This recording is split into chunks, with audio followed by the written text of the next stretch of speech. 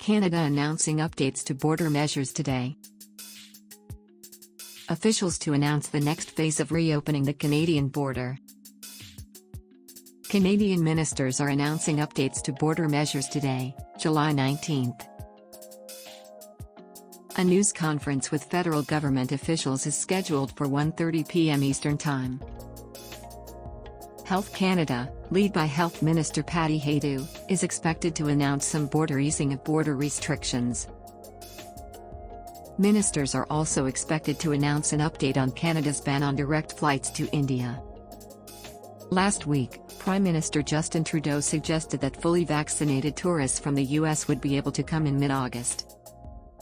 Then border measures would be scaled back for the rest of the world in early September. Public Safety Minister Bill Blair tweeted Sunday that he discussed border measures with US officials. Current measures for fully vaccinated travelers. Fully vaccinated travelers who are exempt from travel restrictions can bypass quarantine. They still have to comply with pre-departure and on-arrival testing requirements.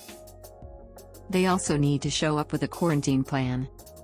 However, if their on-arrival test comes back negative, they do not have to stay in confinement for 14 days. Plus, they can skip the day 8 test. Exempt travelers includes Canadian citizens and permanent residents, their family members, work permit holders, some international students, and some approved permanent residents. Kids who are not eligible to get the vaccine must complete the 14-day quarantine, even though fully vaccinated adults traveling with them do not have to. Last week, Prime Minister Justin Trudeau's office suggested fully vaccinated tourists from the US would be able to travel to Canada this August.